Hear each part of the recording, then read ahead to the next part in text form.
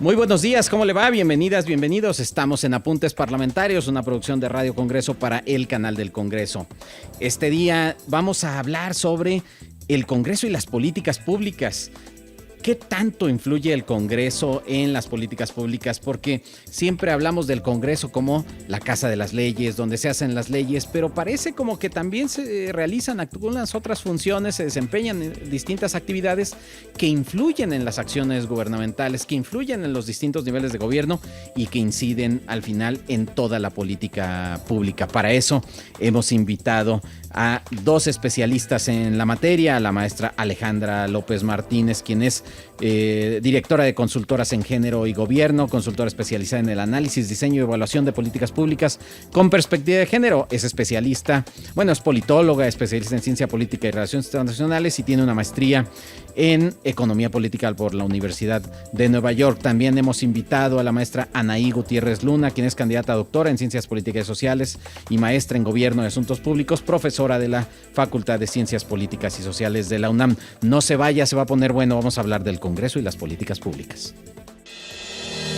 Hora de praxis. Apuntes parlamentarios.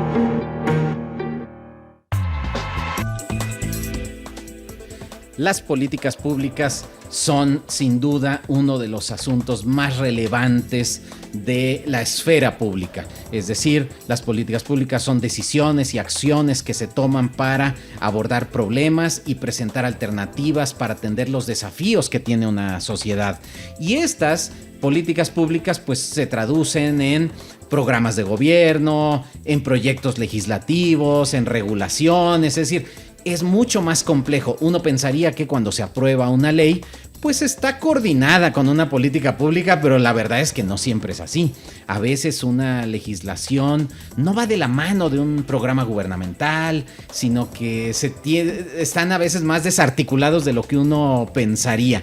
Y eso representa un reto en el trabajo legislativo, es decir, nuestro Congreso no siempre trabaja de forma armónica con las distintas instituciones gubernamentales, sino que a veces se impone desde el gobierno o, por el contrario, desde el gobierno se construye una agenda que a veces solo se sanciona y en el Congreso no necesariamente se modifican estos programas, sino que se aprueba, por ejemplo, el presupuesto, pero no hay mayor participación del Congreso en cada uno de los programas gubernamentales, etcétera. Entonces, es complejo y cuando el público que nos escucha se aproxima a este tipo de asuntos, pues también resulta lleno de tecnicismos, lleno de información que no le hacen sentido, sobre todo cuando se habla de los millones y millones de pesos que tiene que ver con el presupuesto o de las características de la legislación, cuando pues las personas lo que tienen son problemas muy concretos de la vida cotidiana. Entonces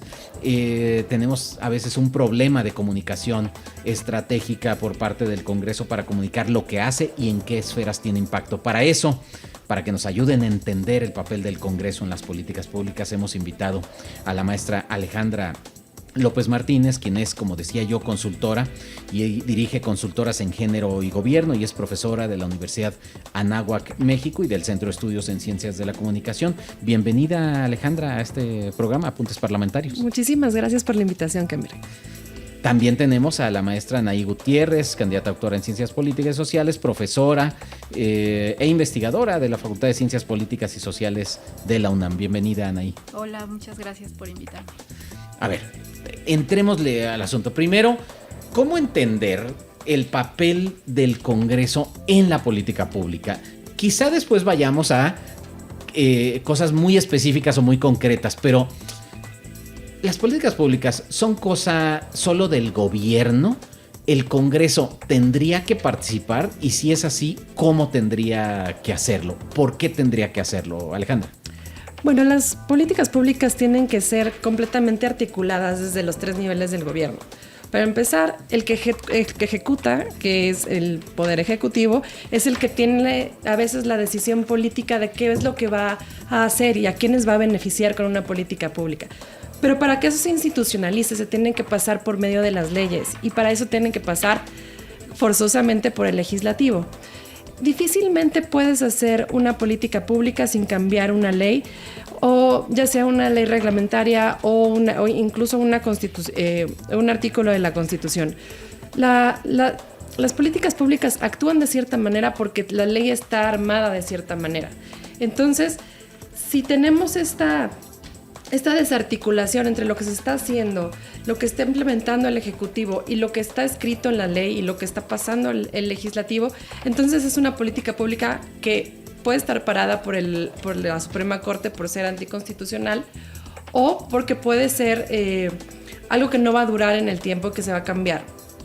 La idea de las políticas públicas, o al menos que lo que buscan los gobiernos, es que estos cambios se vuelvan instituciones y vayan a durar en el tiempo.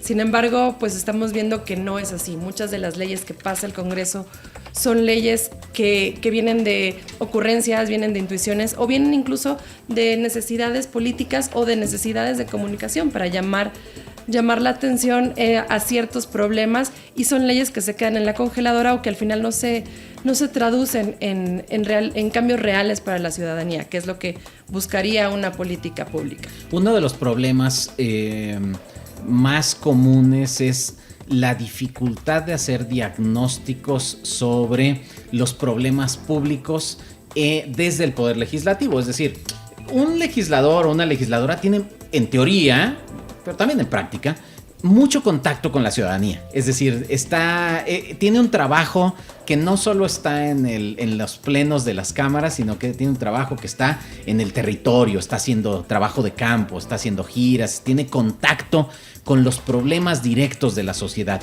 Y a veces el público le demanda ciertas cosas, ¿no? A ver, aquí necesitamos agua potable, aquí necesitamos alumbrado público, aquí necesitamos seguridad, etcétera. Pero el legislador o legisladora tiene la obligación de legislar, pues, para todos, no solo para esa persona que le demanda, por muy legítima que sea la demanda que le presenta. Entonces, ¿cómo traducir eso? Es decir, esas demandas que reciben las y los legisladores en un problema público, y cómo eso transformarlo en una propuesta que a veces puede ser una iniciativa de ley, pero también puede ser algún otro instrumento al alcance de alguno de los integrantes del Poder Legislativo, porque no todos son leyes, ¿no? Maestra Anaí Gutiérrez. Sí, bueno, yo diría primero que comúnmente se cree que las políticas públicas son cosas solamente del Ejecutivo, ¿no? Del gobierno. El gobierno es el que implementa, el que diseña las políticas públicas.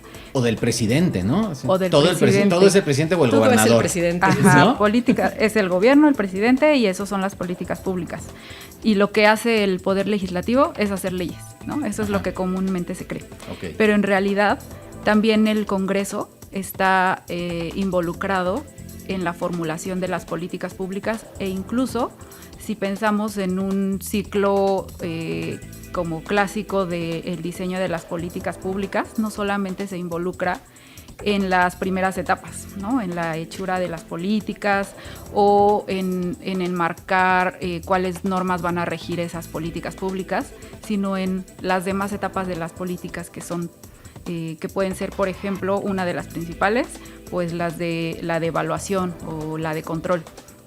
Pero bueno, pensando antes en cómo se formulan las políticas y cómo tomar en cuenta a la ciudadanía, pues yo diría que el Congreso, pensando ahora en el papel del Congreso en las políticas públicas, es primero pues trabajando esos mecanismos para involucrar a la ciudadanía y no solamente a ciertos sectores, que son los que comúnmente participan, que son, por ejemplo, organizaciones de la sociedad civil, organizaciones en general, sino a toda la ciudadanía.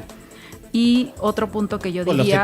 Los que tienen los recursos para hacerse escuchar, ¿no? Es decir, claro, que por lo regular suelen estar sobrerepresentados, ¿no? Que son grupos más de poder, ¿no? Aunque sean externos, es decir, aunque no sean partidos políticos, pero que tienen una voz muy potente porque están u organizados o tienen muchos recursos para hacerse escuchar, ¿no? Sí, que tienen los recursos y también que tienen la información para poder llegar a el proceso de toma de decisiones. Eso de la información. Bueno, ahorita les voy a preguntar eso de la información porque pues quien tiene información puede tener mayor capacidad de incidir, ¿no? Ajá, Exacto. sí, perdón, adelante.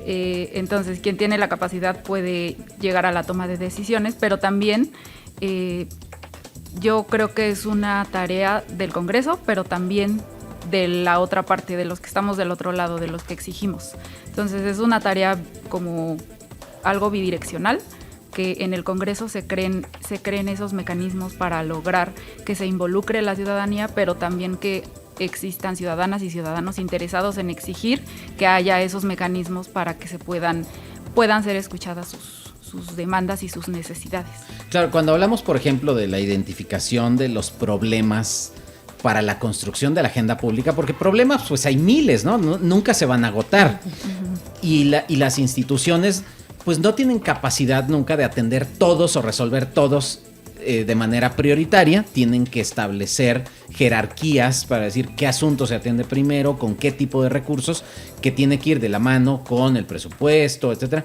Pero justo ahora que mencionaba la maestra Anaí Gutiérrez Luna sobre con qué participas, tú decías el elemento de la información y yo te interrumpí diciendo, claro, porque pues si tienes información precisa, valiosa, datos confiables, evidencia, pues tienes probablemente mayor capacidad de incidir en la agenda, es decir, en la definición de lo que es prioritario.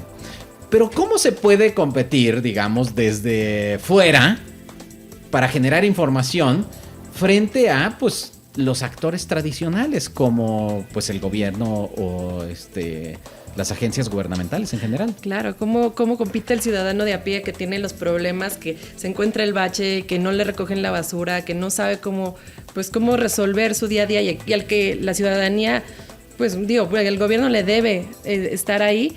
No puede competir contra estos grandes lobbies o con gente que realmente tiene un aparato organizado para llegar al Congreso y poder impulsar su ley o pagar una ley. Pero para eso creo que también es importante algo que mencionabas antes. El legislador está en contacto con la ciudadanía, o al menos tendría esa obligación. Para eso tiene sus casas de gestión ciudadana, y muchas veces lo que se les pide para lo que se le acerca a la gente, que son pues los que votaron por ellos, no es para que, oiga, hágame una ley porque necesito que se legisle esto, o para que se corrija lo otro. Es que ayúdenme a conseguir recursos para esto, para mis lentes, para mi calle, no me resuelven lo de la basura, ¿no? Para este tráfico, que en realidad no es ni siquiera competencia del legislador. La mayoría de las veces la gente no tiene mucha idea de para qué te sirve cada quien. O sea, es un político y el político está para servirme y no sé cómo le va a hacer, pero lo tiene que hacer. Claro. Y también esto le ayuda al legislador, a los que sí están haciendo su trabajo territorial, para saber cuáles son las necesidades de la gente. Entonces, es un termómetro, están midiéndole. Exactamente. Ajá. Entonces, no solamente con el tema electoral para ver qué les voy a prometer cuando yo me quiera reelegir o cuando quiera ir por otro cargo, sino también para decirles, oigan, aquí hay un foco rojo, aquí hay algo que tendremos que estar arreglando y no lo estamos haciendo. Y esto traducirlo entonces sí en iniciativas de ley, en puntos de acuerdo, en todo lo que sí tienen en sus manos los legisladores. Y también algo que es súper poderoso y que a veces no lo tomamos tan en cuenta es que haya colaboración entre los distintos poderes y entre las distintas autoridades. Claro, porque, a ver, el que una organización social tenga información, pues no necesariamente tendría que estar en competencia con la información gubernamental que proviene, no sé, del INEGI o que proviene de una Secretaría de Estado. Al revés, podría complementarla para tener mayor evidencia, para que cuando los asuntos sean discutidos en un proyecto de ley, en un proyecto de decreto, pues bueno, las y los legisladores tengan mayores fuentes de información que les sirvan para tomar una decisión informada, asumiendo que efectivamente le dan ese papel a la información que reciben en el transcurso de la definición de problemas. Pero a ver, pasemos, digamos, a una segunda etapa del proceso de formulación de políticas, porque el primero es la identificación del problema y el análisis de la situación. Uno creería que los legisladores siempre traen el pulso del sentimiento, de la calle, del día a día. Puede ser que muchos no, pero en su mayoría sí, están muy preocupados de lo que está pasando en sus respectivas comunidades. Los senadores en sus estados, los diputados y las diputadas en sus distritos o en sus estados. Es decir, pareciera que sí traen el pulso de sus respectivas comunidades que están representando.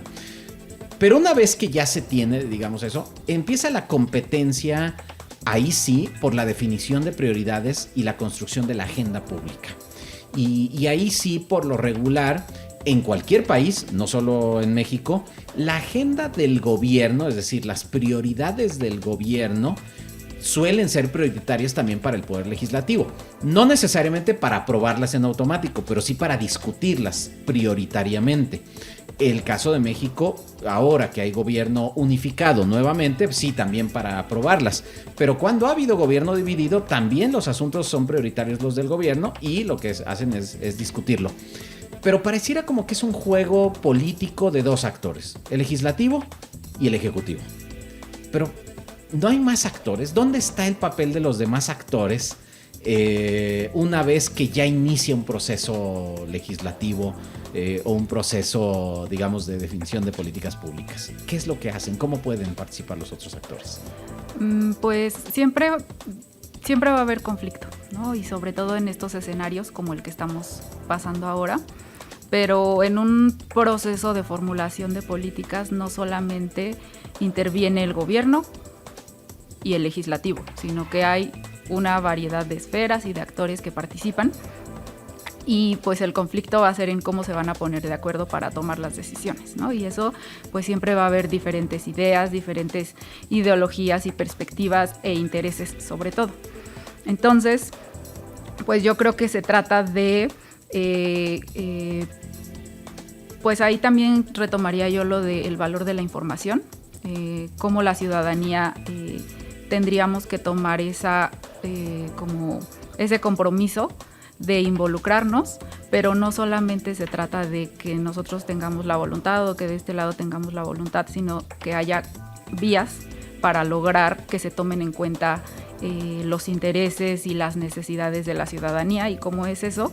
Pues solamente pues construyendo vías institucionales para que se tomen en cuenta, primero en la formulación de las leyes, pero también en las demás etapas, por ejemplo, del proceso legislativo, o esto que comentábamos ahorita sobre la formulación del presupuesto. Creo que ahí sería un mecanismo importante en el que la ciudadanía puede participar, pero bueno, siempre va a haber algún conflicto. La idea, por ejemplo, de la oposición, muchos creerían que el papel de la oposición es oponerse a las propuestas de la mayoría o del gobierno, cuando realmente la oposición lo que tendría que hacer, por ejemplo, es ofrecer una alternativa distinta sobre los asuntos en los que esté planteada la agenda prioritaria, ¿no? Es decir, la oposición también tendría que ser constructiva respecto de los asuntos y no nada más obstruccionista, ¿no? Pero así como la oposición, también otros actores de la sociedad. Es decir, cuando un asunto se coloca en la agenda pública, es también una oportunidad para que otros actores participen en el proceso y se sumen al debate público. De otra forma, sería como asumir pues que el asunto de la política es exclusivamente de los políticos, y creo que en una democracia hace tiempo que ya no es así. ¿Estás de acuerdo, maestra Alejandra López? Yo estoy completamente de acuerdo. Ya hay muchísimas aristas del mismo problema, y creo que aquí nos remite algo básico de la democracia, que es la diversidad y la importancia de tomar distintos puntos de vista, tanto de la sociedad civil como, bien dices, la oposición, que la oposición tiene el mejor trabajo del mundo, porque no solamente es decir estás mal, sino poderte imaginar 10,000 formas distintas de hacer las cosas, y no necesariamente la tienen que aplicar, ¿no? Que es donde uno se enfrenta también con la realidad. Cuando eres gobierno, entonces sí, a la hora de implementarla sí te ponen todas las trabas del mundo. Pero la oposición tiene que pensar de una forma diferente, pensar fuera de la caja, integrar a la sociedad civil, integrar esta diversidad para que los problemas que estamos viendo todos de una forma distinta, entonces sí lo podamos llevar a la mejor solución para todos, que es finalmente el bien público, ¿no? El bien común. Por ejemplo, cuando se plantean temas sobre cualquier tema de política pública, uno de los problemas estructurales que hemos tenido es el de la desigualdad en la participación, por ejemplo, entre hombres y mujeres, ¿no? La agenda política y la agenda legislativa no solo tradicionalmente ha sido un asunto exclusivamente de los partidos, sino que yo diría ha sido un asunto tradicionalmente de los hombres de los partidos, es decir, del control que tienen ciertas élites políticas para la definición de el abordaje de los asuntos públicos, para decir qué cosa sí es relevante y qué cosa no es relevante. En tu experiencia, Alejandra López, que has impulsado mucho la participación de la sociedad en políticas públicas con perspectiva de género, ¿cómo se puede lograr que el enfoque de los problemas que están en discusión en el legislativo pueda tener un enfoque distinto? En este caso, por ejemplo, un enfoque de género. Pues para empezar, lo que tenemos que hacer, que ya lo estamos logrando con mucho éxito, es tener más mujeres en el poder, más mujeres en los congresos paritarios desde 2018, y afortunadamente hemos estado ampliándolo a otros ámbitos desde 2019 con la ley paridad en todo. Vamos a tener más gobernadoras, probablemente tengamos una presidenta el próximo sexenio, sea cual sea, y la presencia de más mujeres está abriendo el debate muchos más temas de género. Y una de las cosas más importantes aquí también es que no necesariamente tener más mujeres implica tener una agenda con perspectiva de género. Lo que tenemos que hacer es impulsar esta agenda con perspectiva de género, empezando por los presupuestos. Los presupuestos están hechos en teoría neutrales para que beneficien tanto a hombres como a mujeres, ¿no? Son ciegos al sexo y al género, pero siempre se puede beneficiar más a las mujeres porque somos un grupo que históricamente ha sido vulnerado. Igualmente con todas las interseccionalidades, indígenas, comunidad LGBT, afrodescendientes, empezar a tener esta conciencia de que puedes integrarle perspectiva de género al presupuesto, a las políticas públicas, y que esto es simplemente pensar cómo podrías beneficiar más a las mujeres con cosas tan sencillas como los horarios de atención que no interfieran con las escuelas, que no sean no pensar en qué pasa con mujeres en lugares tradicionales con parejas machistas, celosas, les pones a doctores, hombres, a hacer mastografías, probablemente nadie vaya. Esos pequeños cambios hacen que la perspectiva de género se integre sin que tú gastes más y sin que sea una carga adicional a lo que ya estás haciendo. Y bueno, eso creo que tendríamos que expandirlo no solamente a las legisladoras y a las mujeres que están en política, sino a todos. Claro, cuando planteamos que los distintos actores de la sociedad pueden influir en la definición de prioridades de la agenda pública, no solo se trata de colocar temas, sino en el abordaje de esos temas, en cómo se van a abordar los asuntos, porque pareciera como que, bueno, ya tenemos legislaturas paritarias, entonces ya podemos ponerle en el checklist de los asuntos pendientes, ya, listo, ya no hay de qué preocuparnos. Ya no se pueden quejar, la clásica, exacto. Ya están en todo. Ya están en todo, exactamente.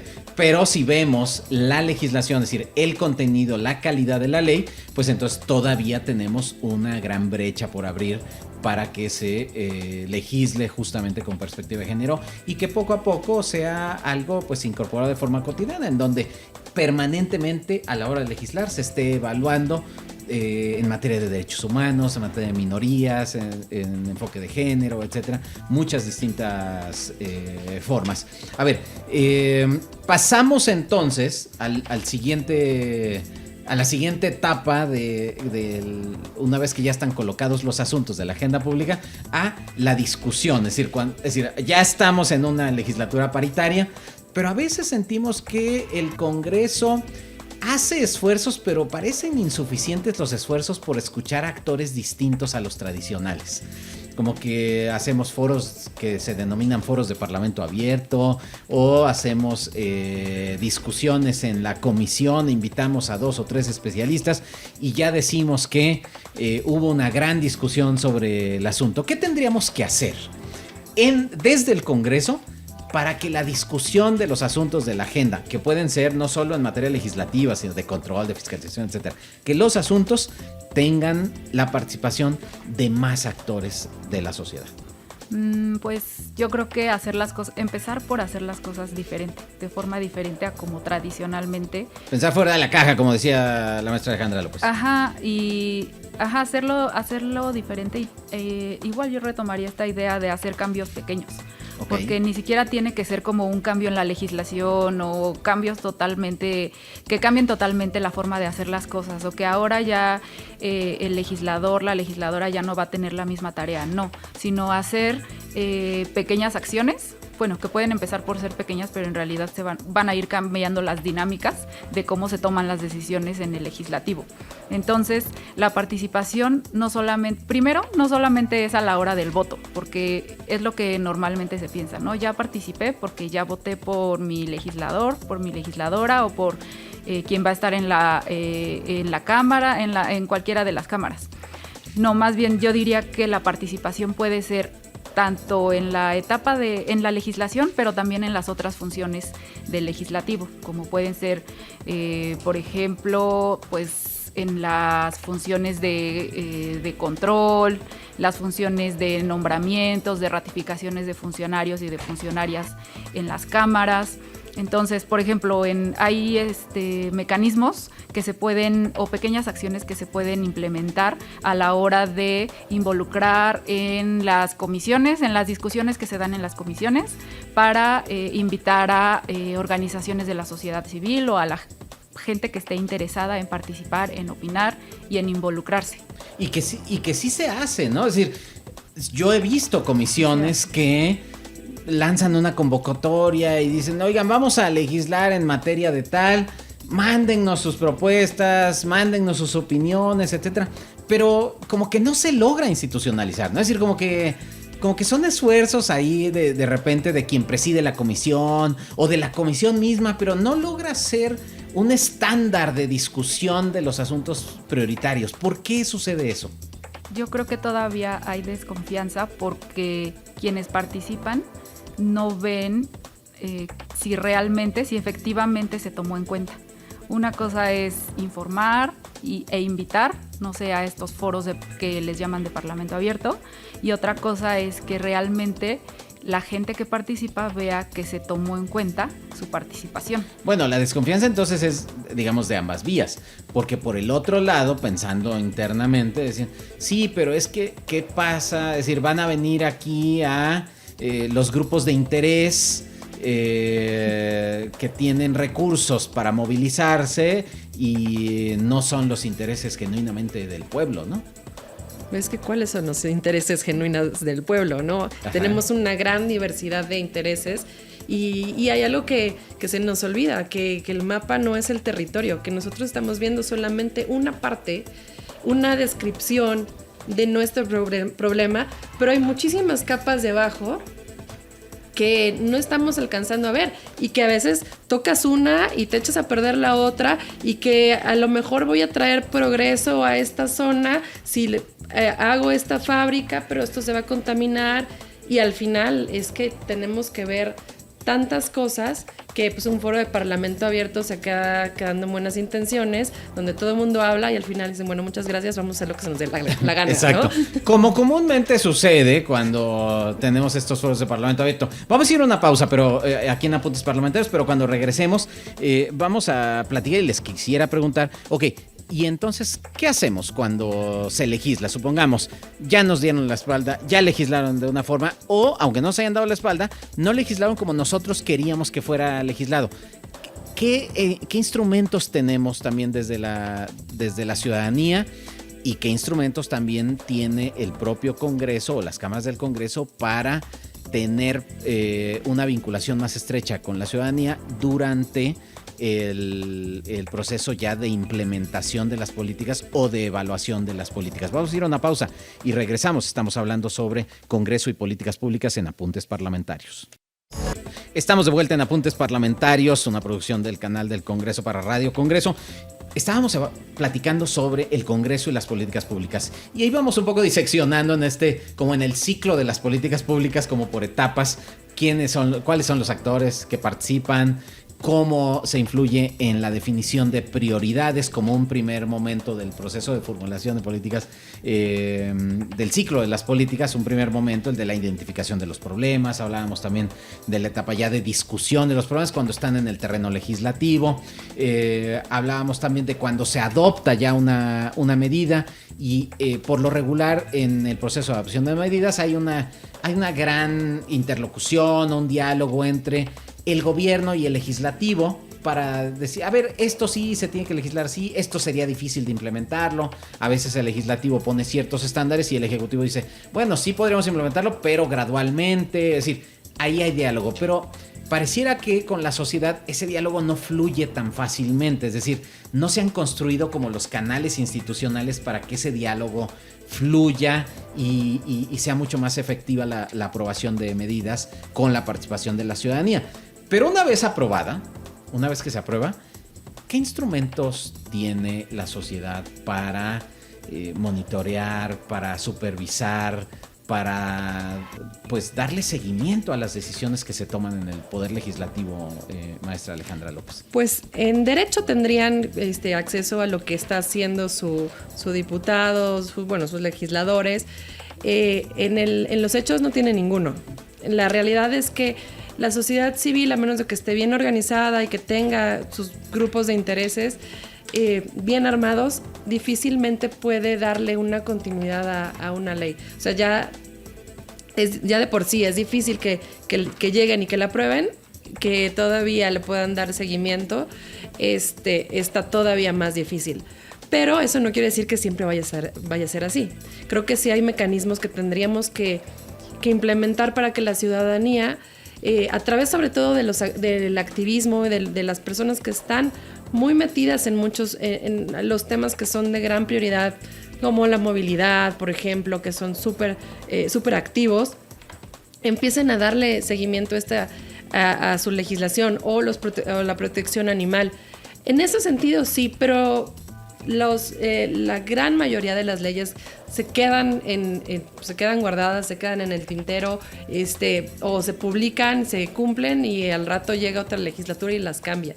Entonces creo que esa es una de las grandes tareas pendientes, cómo poderle dar seguimiento y cómo poder dar cumplimiento a los beneficios que puede traer como política pública una nueva ley.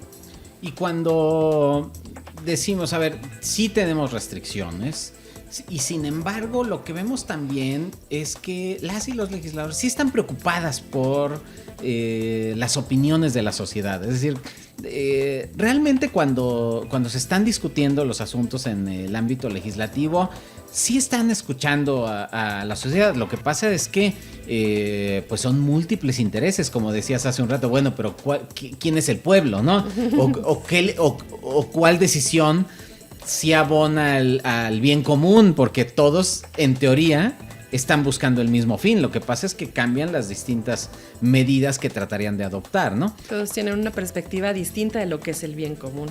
Todos o de lo que va a ser más beneficioso.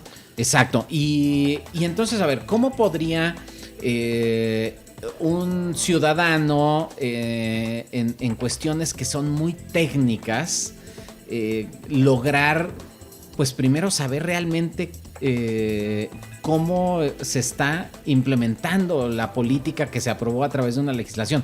Creo que no hemos logrado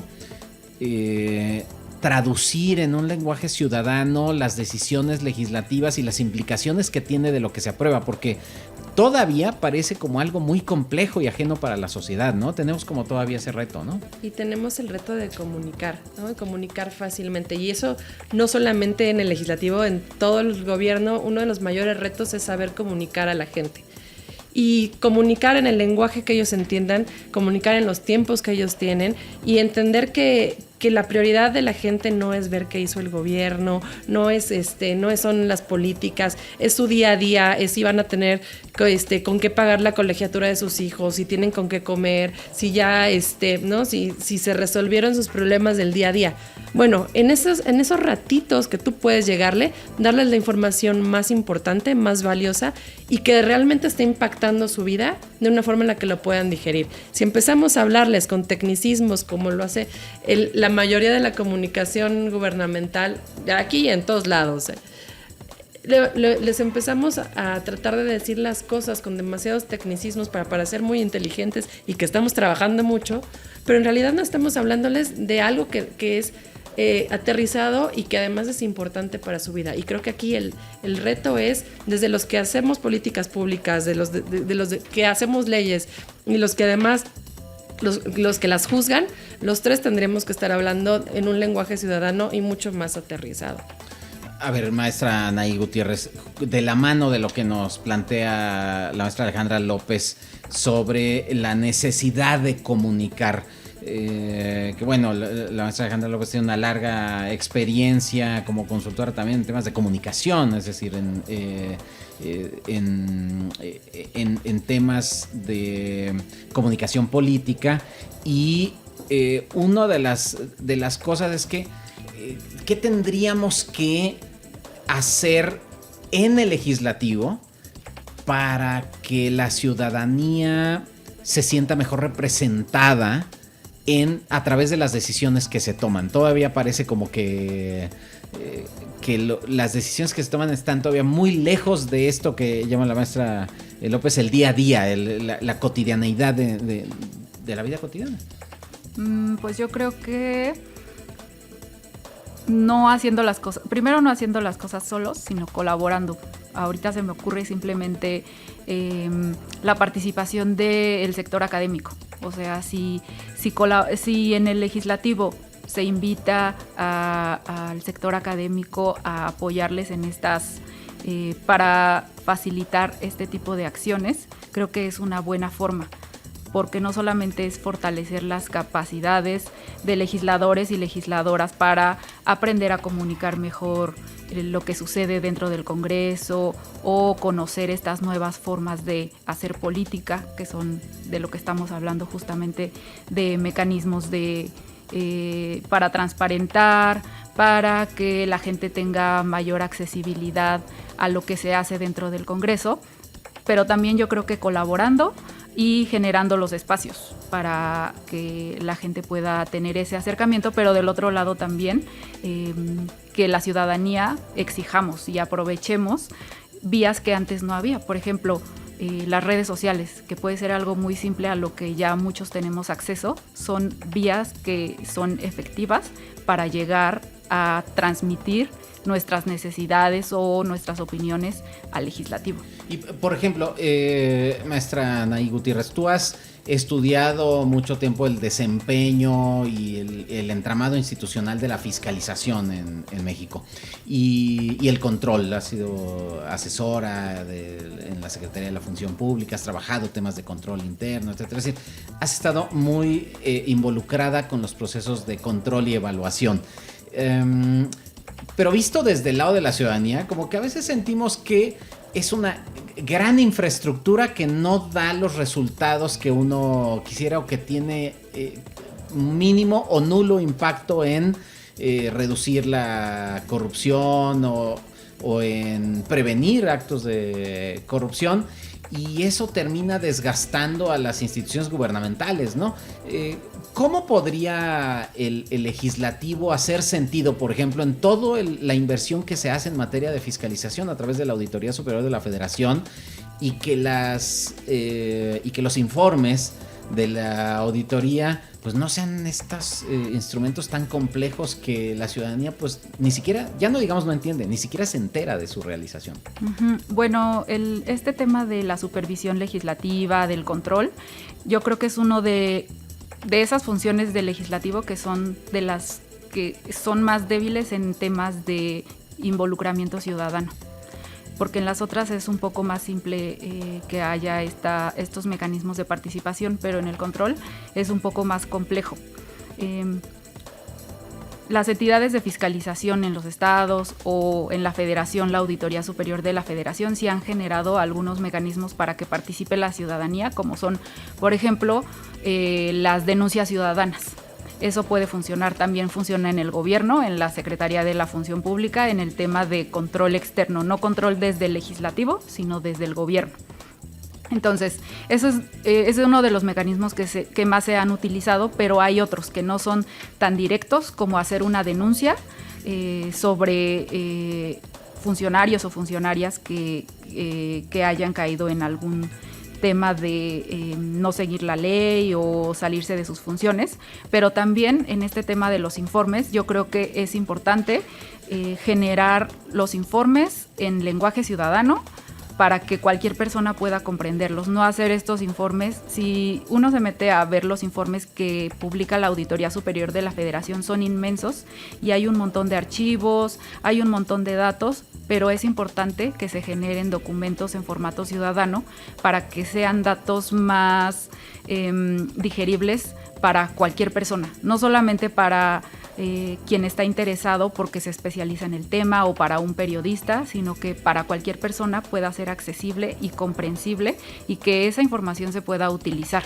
No solamente tenerla, sino reutilizarla. ¿Y cómo se puede reutilizar? Bueno, una de las formas es tener esta información para después poder exigirle cuentas al gobierno sobre de lo que yo me informé en esos documentos que se emiten. Claro, formatos de datos abiertos, buscadores, lenguaje ciudadano, claro. O sea, no queremos decir que no se elaboren esos informes, sino que esos informes también tengan una traducción que la gente los pueda entender, porque si no, pues solo un think tank podría hacerlo, ¿no? Es decir, si no... Pero además es importante que los think tanks se toman el tiempo para traducirlo y hacerlo, o sea, y difundirlo también en la ciudadanía. Entonces hay que reconocerles también todo el esfuerzo que hacen por traducirnos y digerirnos la información que en los gobiernos se vuelve un CBS enorme, ¿no? Entonces, claro, todos estos datos abiertos, pues sí tiene mucha importancia que sean accesibles, pero también que haya quien se tome el tiempo de traducirlos. Claro, ya nos vamos, estamos por irnos en apuntes parlamentarios. Una idea final sobre el papel de la sociedad, del Congreso en la formulación de políticas públicas y a nosotros, al público que nos escucha, ¿qué tendríamos que hacer para estar más al pendiente y de alguna forma involucrarnos en el proceso de formulación de políticas públicas? Maestra Alejandra López. Bueno, primero estar consciente de qué es lo que nos importa a nosotros. Seguramente hay miles de temas que se están discutiendo todo el tiempo, pero no todo es cercano a nuestro corazón y queremos enterarnos. Escoger esos temas, darle seguimiento y tener un poquito de activismo con eso también. Yo siempre soy muy impulsora de que cualquier cosa que te puede llamar la atención como para que se cumpla, pues también, o sea, no soltarlo y buscar a tu diputado, pedir que haga cosas, inclusive a tus, ¿no? al ejecutivo o al Poder Judicial dentro de lo que se puede y lo que cabe, escoger tu causa y no soltarla. Esa sería, es decir, no tenemos que estar en todas necesariamente, ¿no? No podemos, es imposible. Es decir, tendríamos que estar dedicados de tiempo completo al monitoreo y también pues no tendríamos los recursos suficientes para estar todo el tiempo en todos los asuntos. Hay que elegir nuestras batallas también, ¿no? Exacto. Maestra Alejandra López, ¿en dónde te pueden seguir quienes nos escuchan? Me pueden seguir en X, @lachif, LACHIF, o en Instagram, @alelopez14. Muchas gracias por habernos acompañado. Maestra Anaí Gutiérrez, ¿cómo podemos hacer para involucrarnos en la política pública? Yo creo que exigiendo, pero encontrando las formas más eficientes. Una es las redes sociales, que siempre funcionan, pero también acercándonos a, por ejemplo, las páginas oficiales de las cámaras. En la Cámara de Diputados, por ejemplo, hay una forma de encontrar quién es tu diputado o tu diputada. de tu distrito. Eso sería como así, lo inmediato, lo que podemos hacer así de inmediato. Claro, y algo que cualquiera podría hacer, porque ya casi todo el mundo tiene un celular, por lo menos, y es una forma sencilla. Entonces, por lo menos saber quién es y ya después encontrar la forma de contactarla. Claro, y estar informado, por ejemplo, en las páginas en la Cámara de Diputados, en www.diputados.gov.mx, también hay un portal ciudadano que se creó para explicar todas las acciones, la agenda, etcétera, con lenguaje ciudadano. En el Senado es muy fácil encontrar la agenda legislativa, el orden del día de las sesiones, entonces creo que existen los instrumentos, creo que tenemos que ir al público mucho más amplio, pero por supuesto que ya hay algunas vías para involucrarnos más en el trabajo legislativo. Maestra Anaí Gutiérrez, ¿en dónde pueden seguirte? En Twitter, bueno, ahora X, como Anaí Luna con doble N. Con doble N. Muchísimas gracias, maestra Anaí Gutiérrez Luna, académica de la Facultad de Ciencias Políticas y Sociales de la UNAM, especialista en rendición de cuentas, combate a la corrupción y poder legislativo. Muchas gracias, maestra Alejandra López Martínez, directora de Consultoras en Género y Gobierno, profesora de la Universidad de Anáhuac, México, y del Centro de Estudios en Ciencias de la Comunicación. Gracias por habernos acompañado. Muchas gracias por la invitación. Es un honor haberlas tenido. Los agradecidos somos nosotros y le agradecemos también a usted que nos escucha y a la producción encabezada por Lulú Ruiz, en la operación Cassandra Guzmán, en el servicio social Ajax García. Yo soy Kenvir Puente, le damos las gracias. Nos vemos la próxima. Apuntes parlamentarios.